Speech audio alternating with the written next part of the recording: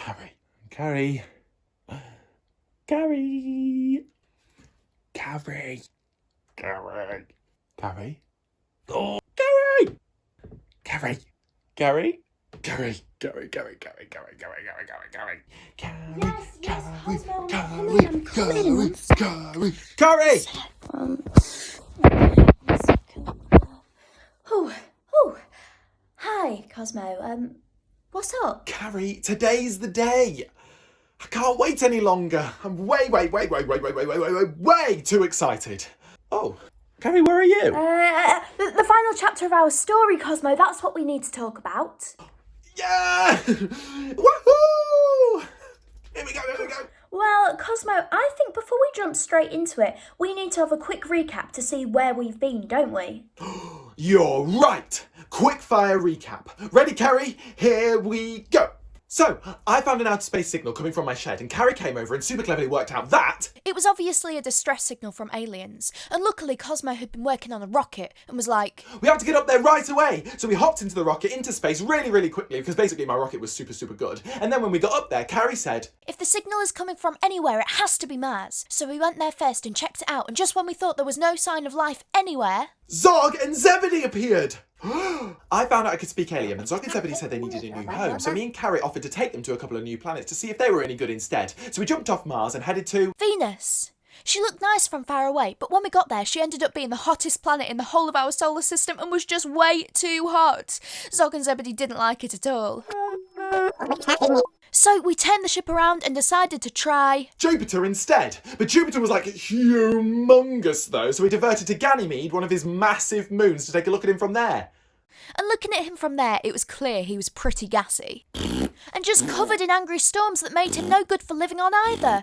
Also, Ganymede was fun at first, but the novelty wore off. Which brings us to where we are in our story, sitting in space again, pretty tired, cold and ready for dinner. Oh yeah, and most importantly, we still haven't found a home for Zog and Zebedee. Whew. Well, I think that's us all caught up then, Carrie. Yep, caught up in our story but left in a really difficult situation. Yeah, I do remember wondering whether we should just take Zog and Zebedee back to Mars where we found them. But none of us wanted that.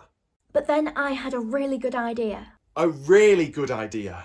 Yeah, because Cosmo, where is the best place to live in our whole entire universe? Where are all the trees and flowers, animals and birds, countrysides and cities and oceans, and the list goes on? All of these incredible things are on Mother Earth, of course.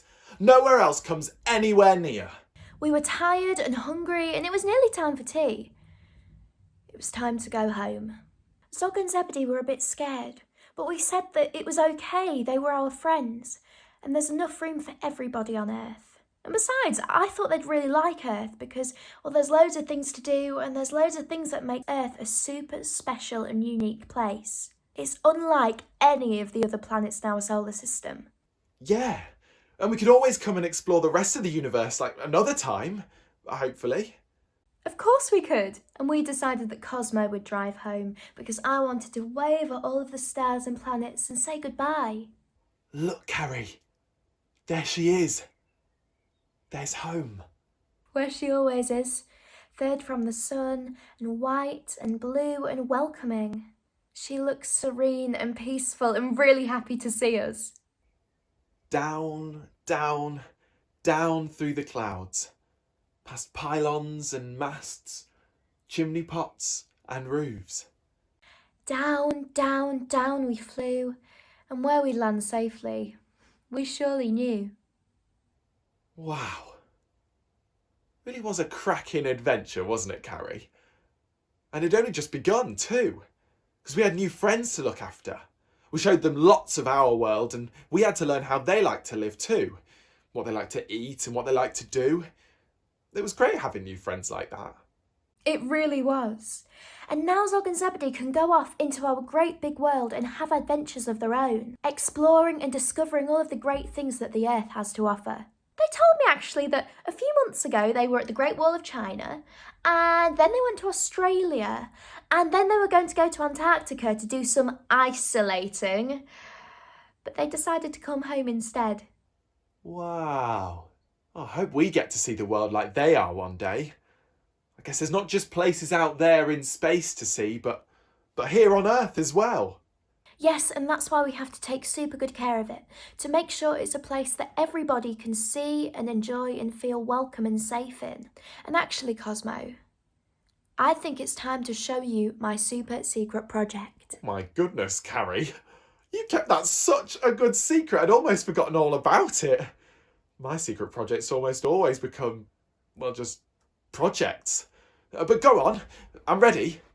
Well, Cosmo, I've been making space. You've been making what? Well, not like outer space, but I've been making space for others. It's a sort of like den, like a home maybe. You know, a bit of a home for Zog and Zebedee. And I guess we all have to make space sometimes for people who might be a little bit different or might have different sorts of lives. And that's okay, we do that in our day-to-day lives in lots of different ways. But for Zog and Zebedee, I felt like they really, really needed a home and somewhere to feel safe. So, I built this. Oh, Carrie. It's brilliant. I'm sure Zog and Zebedee will love having their own space and place for adventures. And actually, Carrie, I should probably be honest about a secret of my own. I guess I made space, but in a different way. You see, I haven't actually been in space this whole time. I've actually just kind of made my own den in my room, especially for this adventure. I've not actually been calling you from the International Space Station. Sorry. It's all right, Cosmo. I already knew. But that's the whole point. We all need to make space for the new. You know, new adventures, new ideas, new learning, new friends. Old things are great, but we need to make room for new experiences too. You're absolutely right. You are so clever. Well, this can be a not-so-secret project for everyone. Let's all make space. And maybe we can start by making spaces in our homes for new adventures. We can all make rockets and space stations and planets and all sorts with our creativity and just a little bit of imagination. See where you can go without even leaving your house. Exactly, Cosmo. Yeah, and while this adventure has been amazing and I've loved re-adventuring it with you, it's time to make room for new adventures. There has to be a new story for us out there somewhere. There are new stories for everyone to discover. Well then, astronaut Carrie, and bestest of all bestest friends in the whole wide planet Earth. Astronaut Cosmo, a superstar space explorer and the world's bestest friend. A new world is waiting for us. Let's go! Let's go.